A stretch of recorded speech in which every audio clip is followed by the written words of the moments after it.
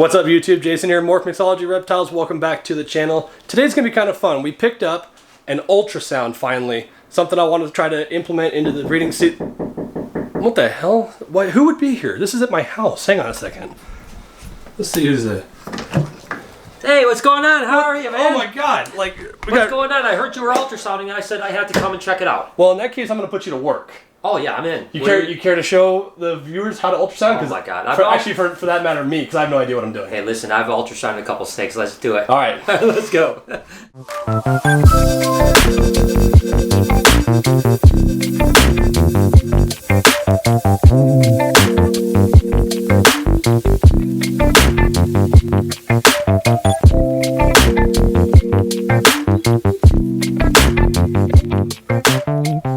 Alright, so let me grab, I guess, let's start with the biggest female we've got here, Brian. Perfect. She's always about a 10 to 12 egg layer, usually, a big fire female. But she's been building quite a bit, so I figure we'll start here. But cool. Well, again, I have no idea what I'm doing. So obviously you want to do a pretty decent amount of gel. You don't have to go too crazy, but that's the conductor, right? And then you figure about 2/3 down the body. So you go halfway and then just a little bit further than that. I don't know which side this probe is going to be on, so it could be upside down. And basically what you want to do is just press in. You'll start to see right off the bat, see the follicles pop up right there? These black so I'm ones here? actually upside down, so now I'm right side up. And that's the actual gallbladder right there. And that's the follicles right there. Right See there. them popping? So So just freeze them. right there. I'm going to say they're probably 12 or 13 just by the size of it. Okay, we'll do a measure, and then you go Maybe draw, 10, maybe draw where 10. you think it needs Yep, to go. so I would go right to... Okay, go for it. So I usually go, you know, where you're going to... right about there is where you're going to see the edge right there. Set. And then I bet you probably 10-ish or so.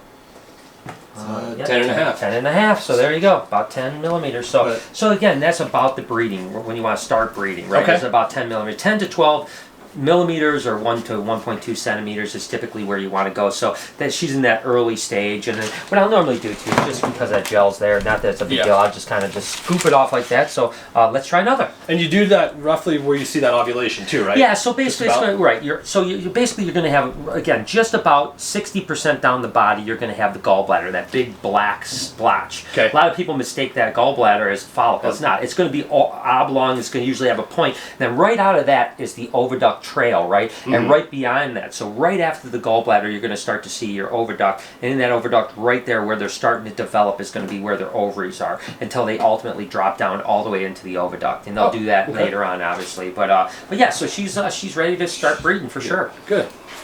So I definitely want to ultrasound this girl because this is one of my anticipated projects for the year. What is she? This is a butter firefly head hypo. Ah, she's beautiful. And again, good. See right here, it's probably going to be right in this area. Just push and don't be afraid. We got to clear. Unfreeze it. There we go. Yep. And don't be afraid to push a little bit hard, you know, to see what's going on. See these guys popped up right there? These little black ones? Yep, right there. And they won't necessarily be in a perfect line, Nope, right? there's 2 oviducts. Okay. So you're going to, you can go ahead and freeze that. And then we'll do another measure. Yeah, measure. So I always will do the biggest because the smallest ones will catch up. About right here. Yeah, right about there. Take it to the other side. I'd say about 8 millimeters. I'm saying 8, 9 millimeters. About 8.5, yep. 8.5, yep. So yeah, just, you know, and I always go to the bigger because the other ones will catch up, right? If you have a 20 millimeter and a 15 millimeter, those 15 millimeters will catch up to the 20 within. And so basically from where you're at now, 8 to 10 millimeters, they're going to grow maybe 2 millimeters a week, right in that range, once they start to build. And then once they hit to about 20 to 22, they'll explode from 20 to 22 to 30 within about a week. But that growth from 10 to say 18, 20 is typically about 1.5 to 2 millimeters a week. So it's a pretty slow growth in that beginning. You know, next week hopefully, if you ultrasound her again, hopefully she'll be at 10, 10 and a half, then 13, then 15, then and then when she gets to 20, 22, bam, that's when they're going to explode. Well, and that was my next question: is how frequently should I do this? So I like to do it every 3 weeks. Okay. You know, that's about where I want to go, just especially in the early stages, because you're not going to see a tremendous amount of growth, right? Yeah. You're going to go from 8.5 to 10. Not really going to tell you much, right? You know, once they're at 10, they're in the breeding mode. Even at 8.5, I'd start breeding her for sure. And then, you know, once they're in that mode, there's not a lot you can really do until you're at 15 or 18 millimeters, and then you can start making decisions about when to breed and so on like that. So I say every 3 weeks. hopefully they're going to grow maybe 5-6 centimeters or millimeters in that 3 weeks. And then I might, when they're at 22 to 25, I might do a little bit more frequent, maybe every 7 to 10 days, just to really, because that's the stall time, right? 22 millimeters are when they stall. And if they stall, you can try to feed them. A lot of times they go off of food at the time, or you can try to increase that follicle growth through copulation. So you're trying food to entice, and you're trying breeding to entice from 20 to 22. Once they go from 20 to 22 to 30, you're 99% good. I was just going to say, and at what point are they quote-unquote done? So I'll breed the last breeding if I hit 30 to 35 millimeters. I want one last breeding. Okay. So if they're growing fast, you hit 30, 33 millimeters, you get a breeding, shelf them. Because they're going to ovulate within about 10 days from 30. They'll ovulate about 40 to 45 millimeters. But from 33 to 45 is like 7 to 10 days ovulation.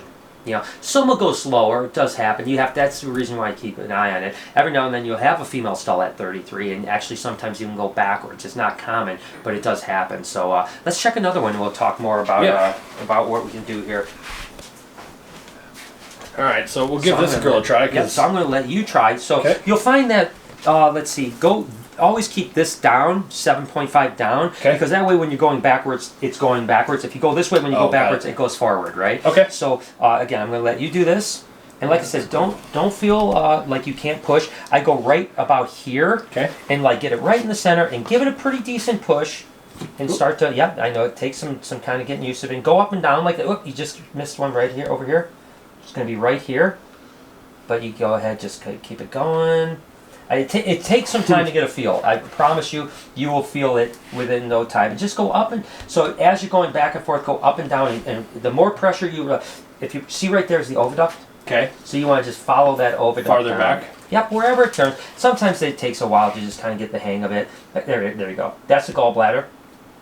Right there's gallbladder. Keep coming, keep coming, keep coming. Oh, you start to see it right there. Bam. Okay, ready? Where's the freeze? I'm sorry. Right there. Freeze. Bam. So these are going to be pretty small, probably 5 to 6 millimeters. These ones up here then? Yep, okay. Right there. You're going to see probably 5-6 millimeters. So she's in a pretty, like just starting to grow follicle state. Okay. And she went fairly late last year too, so that sounds about right. That makes sense. Yeah, I'd say 5 to 6 millimeters, maybe 6. I might have gone a little longer, right around 7. That's good though. So she's getting there. You know, she's going to get going. So there's your first ultrasound. Where you go? I'll be darned. And the more you do it, trust me. I mean, I can ultrasound a female in 30 seconds.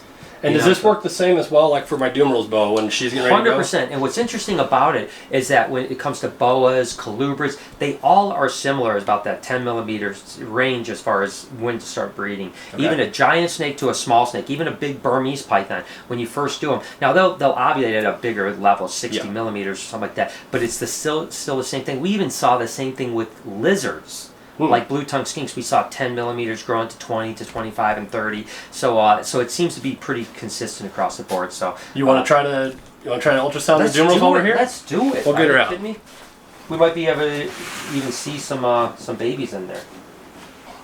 My gut feeling would be she's going to have follicles, but you never know. I mean, she does look pretty round, but the thing that's nice about these guys are that you're going to have a much longer spot to do, because she's probably going to be right down here. So I'm just going to go ahead and let's see. We're going to clear. We're going to unfreeze, and we should be good to go. So we're obviously trying to produce some Dumerals this year, but I've noticed too while I was trying to learn this that this is definitely a two-person job. Okay, let's see what we got here. Yeah, this is going to be a two-person job. See those big follicles right there? So those are follicles. Let's see. Can you squeeze that freeze for me? I'll kind of hold on to her. Get her to that spot. Go ahead. Yep, right there. There it is. Look at that. So these are probably 30 millimeters, somewhere in that range. And that's more. So she hasn't ovulated, but she's growing follicles. She's getting closer to an ovulation. So there you go. So will she start at about the same size as the ball pythons? They'll just get bigger at the end. Yep. So yeah, 27, almost 30 millimeters. So yeah, you're good. So same thing. She's well on her way, and that would tell me that she's probably going to produce, probably ovulate here in the next month, let's say. Okay. She's stuck in there. You silly monkey, This is what we get with big snakes, right? Yeah.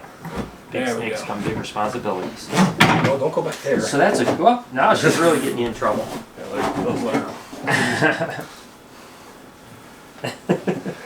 Come on.